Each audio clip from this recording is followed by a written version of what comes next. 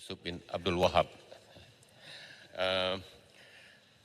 Selamat gawai Gayu Guru. Soalan Tanjung Manis nombor 1. Selamat gawai yang berhormat yang bertanya. Tuan Yang Dipertua, saya bangun untuk menjawab soalan nombor 1. Untuk makluman yang berhormat, ahli yang berhormat Tanjung Manis, bagi fasa 1 projek Lebuh Raya Pen Borneo Sarawak, satu pakej kerja iaitu pakej Teluk Melano ke Sematan telah siap sepenuhnya pada bulan Januari 2019. Manakala status kemajuan pembinaan sehingga bulan April 2023 bagi baki 10 pakej kerja dari Sematan ke Miri kini 94% siap. Hampir keseluruhan jajaran akan siap pada November 2023 kecuali beberapa seksyen di Miri yang perlu direka bentuk semula dan hanya dapat disiapkan pada tahun 2025. Untuk makluman yang berhormat, kerja-kerja penyelenggaraan Lebuh Raya Pen Borneo Sarawak akan dilaksanakan oleh syarikat yang telah mendapat kelulusan daripada Kementerian Keuangan bagi pelaksanaan kerja-kerja penyelenggaraan selama tempoh 3 tahun bermula dengan penyerahan pakej yang telah siap secara berperingkat. Pelantikan syarikat ini tertaluk kepada beberapa syarat yang telah ditetapkan oleh Kementerian Keuangan. Pihak kementerian sedang dalam proses perolehan bagi memuktamadkan skop dan kos projek. Rundingan akan berjalan dan dijangkakan dapat diselesaikan pada penghujung tahun ini. Dan bagi memastikan kesinambungan penyampaian perkhidmatan kerajaan, pakej yang telah siap akan diselenggara oleh konsesi penyelenggaraan jalan persekutuan sedia ada. Perkara ini bagi memastikan keselamatan dan keselesaan pengguna jalan raya terjamin sehingga kontrak baharu ditandatangani. Sekian, terima kasih. Yang berhormat, soalan tambahan. Terima kasih Datuk Timbalan Speaker. Terima kasih Yang Berhormat Menteri kena menjawab soalan tadi. Segulai sejalai kita Yang Berhormat Menteri. Untuk makluman Yang Berhormat Menteri, di beberapa jajaran yang sudah siap seperti berhampiran dengan Pekan Lacau dan juga berhampiran dengan Sibu Jaya, terdapat pemendapan permukaan jalan settlement ataupun uneven surface lah, permukaan tidak rata yang agak ketara dan boleh membahayakan pengguna Lebuh Raya Pen Borneo ini. Soalan saya, apakah formula yang akan digunakan pakai oleh kementerian nanti untuk memastikan kontraktor penyelenggara Lebuh Raya akan menjalankan kerja-kerja penyelenggaraan mengikut KPI dan juga mengikut spesifikasi. Terima kasih. Silakan Yang Berhormat Menteri. Terima kasih Yang Berhormat atas soalan tambahan. Soalan tu tadi berkaitan dengan KPI dan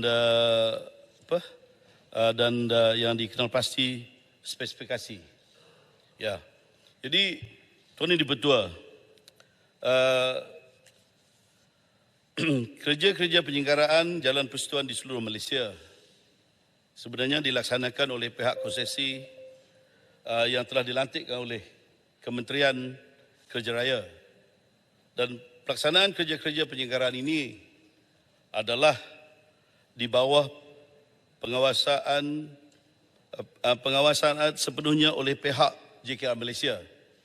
Bagi sebenarnya Malaysia, manakala di Sabah, JKR Sabah dan juga JKR Wilayah Persekutuan di Labuan dan JKR Sarawak bagi Sarawak.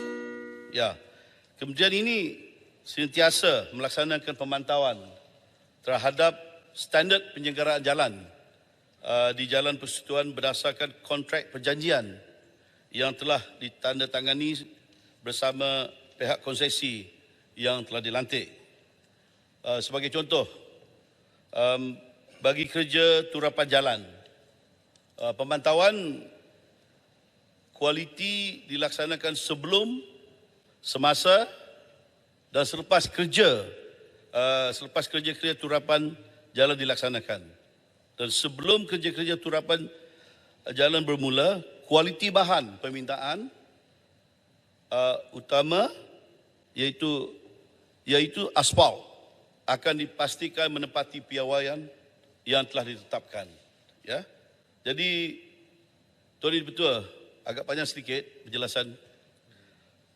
Antara aspal ataupun inisiatif yang telah dilaksanakan adalah pelaksanaan audit pengiktirafan loji pengeluaran aspal di seluruh Semenanjung Malaysia.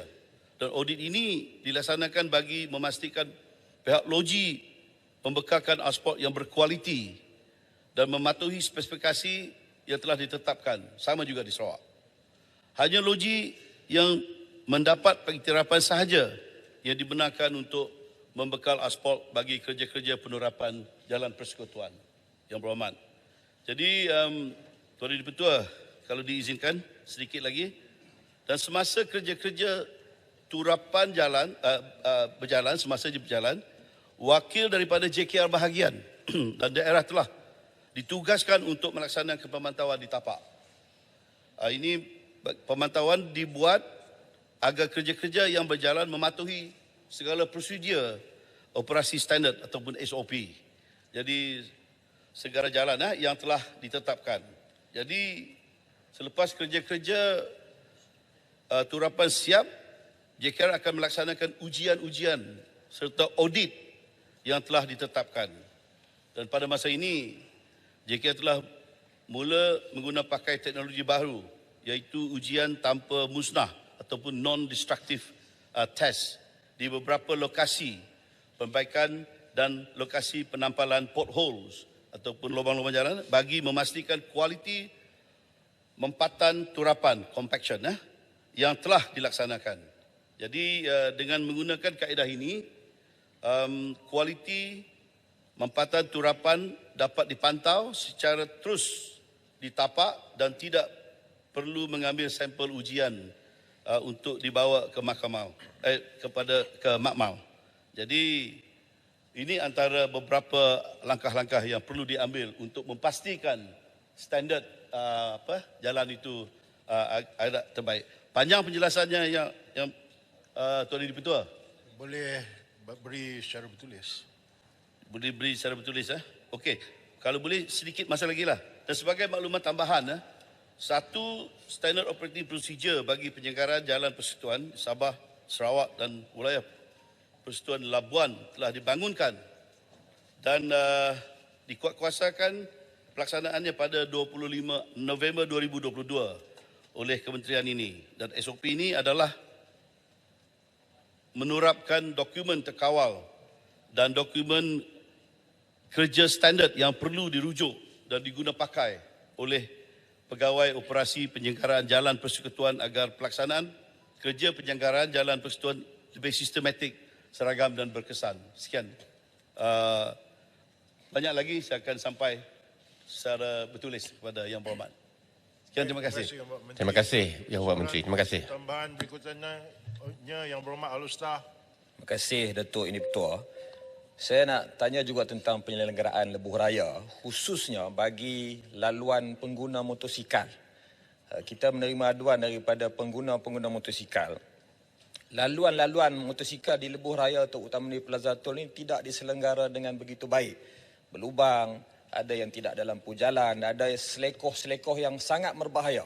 Jadi, adakah pihak kementerian sedar benda ini berlaku dan apa usaha yang dibuat oleh pihak kementerian untuk memberi laluan yang selamat kepada pengguna motosikal? Walaupun mereka tidak bayar tol, tapi mereka tetap bayar cukai kepada pihak kerajaan. Sebagai pengguna, mereka berhak dapat perkara tersebut. Terima kasih, Datuk Yang Dipertua. Yang Berhormat Terima kasih, Yang Berhormat. Kerajaan atau kementerian tak kira yang bayar tol atau yang tak bayar tol. Yang penting nyawa yang menggunakan. Dan lorong-lorong motosikal ini adalah disediakan dalam lebuh raya walaupun mereka tak bayar tol. Jadi jangan risau Yang Berhormat, kita tak pilih. Asal nyawa, kita semestinya buat yang terbaik, ya. Itu tak kira. Jadi kalau ada, memang ada, kita akui, kita pun dapat maklumat, maklum balas daripada pengguna, ada jalan-jalan lorong motosikal ni yang tidak sempurna, tapi usaha berterusan Yang Berhormat. Saya boleh beri jaminan. Kalau Yang Berhormat tahu ataupun mana-mana pihak, saya sebut di sini untuk semua, biarlah bantu Lembaga Lebuh Raya Malaysia atau konsesi bagi tahu dengan segera supaya tindakan yang sepatutnya kita boleh ambil. Program untuk menjengkara buat maintenance kepada lorong motosikal memang termasuk juga dalam konsesi. Sekian, terima kasih. Terima kasih Yang Berhormat. Speaker, satu speaker. Amaran kali ketiga. Cukup. Duduk.